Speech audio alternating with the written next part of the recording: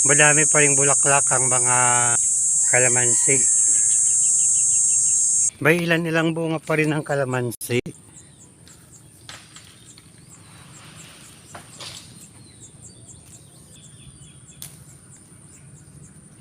Mamimitas ako. Pero marami siyang bulaklak. Mula baba hanggang taas.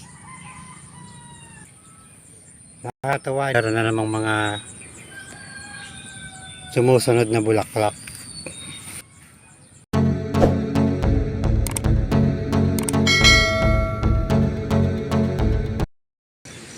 Welcome to my vlog. Papasyal ako sa bukid dahil sabog tanim na ng palay kahapon. Titingnan ko kung ano na ang lagay.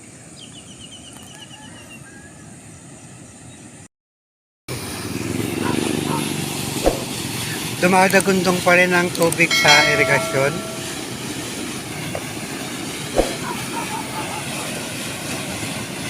Malakas pa rin ang agos. Dahil kasalukuyan pa lang nagagamit ang mga magsasaka dito sa gawing lugar namin. Buhay na yung mga palay na nadaanan ko last week na itinatanim. Maganda lang pagmasdan, kulay luntian na.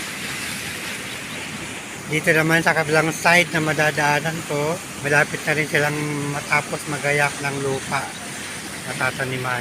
5:30 ng umaga, ganito nakataas ang sikat ng araw.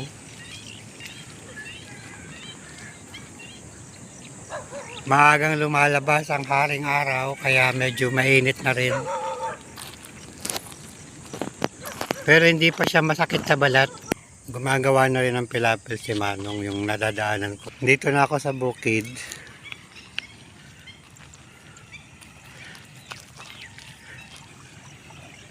Nagpapatanim na rin yung kapitbahay dito sa bukid.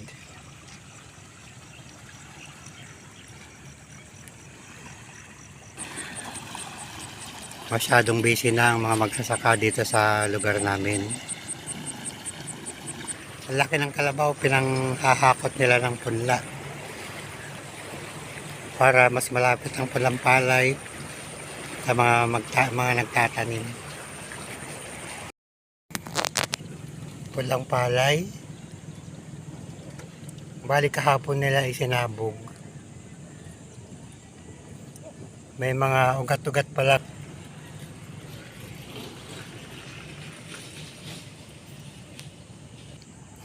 Marami rin nagtatanim sa kabilang bukid.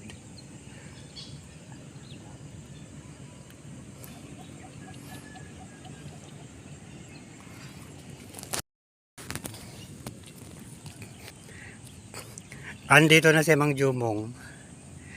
Nag-aayos ng aripit para agusan ng tubig. Dinalaw na rin niya yung sinabong nilang palay kahapon. Nagsawa na rin yata ang mga kapitbahay na kumuha ng malunggay. Naggulangan na halos ng bunga. Halos lahat ng bunga naging magulang na.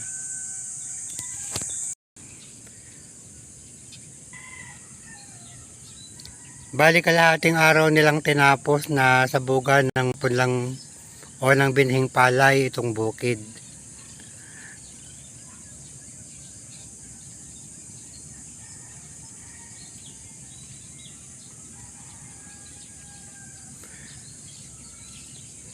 Bali tatlo sila, si Don Paquito, si Mang Jumong at saka si Manong. Busy kasi ako kahapon kaya hindi ko sila nakuhanan ng video. Busy kasi ako kahapon kaya hindi ko nakakuhanan ng video. Ang pagsasabog nila ng binhing palay.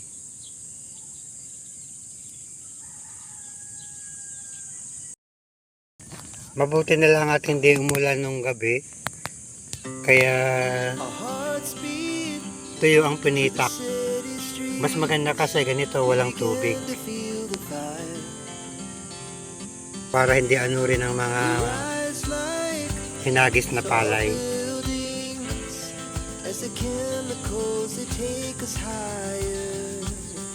Actually, bago sabugan ng binhing palay, i-sprayan muna ng pamatay insekto o pamatay ng golden kohol. Kailangan tuyo ang tubig o walang tubig ang pinitak. Ayun si Don Paquito, uuwi muna ng bahay. May kukuning gamit na naiwan dito sa bukid. Sanay na sanay ang mga manananim, mabibili sila magtanim.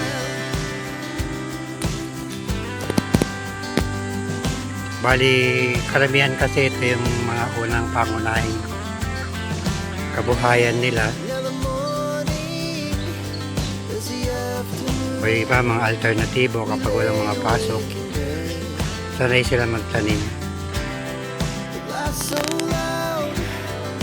Ginuguhitan niya para umagos ang tubig o mabawasan ang tubig sa gitna. May mga ilang portion kasi ng gitna na may mga tubig.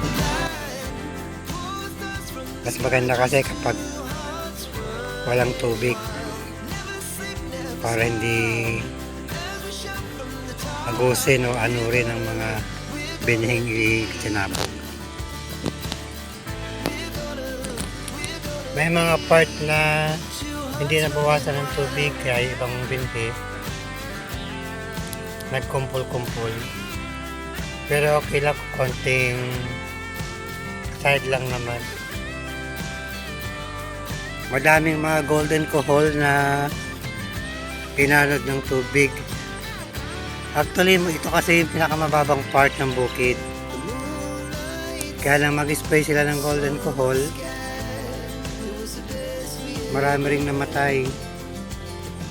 Dito sa pinakamababang lupa, dito sila napunta. Naalot sila ng tubig dito. Ito muna ang update sa sabog tanim na palay dito sa bukid.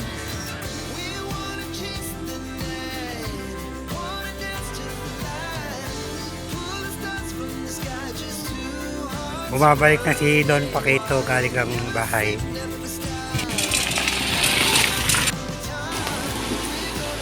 Mamaya maraming maliligo dito sa irigasyon kasi masyadong mainit mamaya. Malinis naman ang tubig.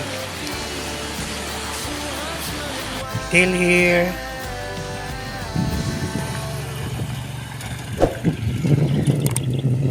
Thanks for watching.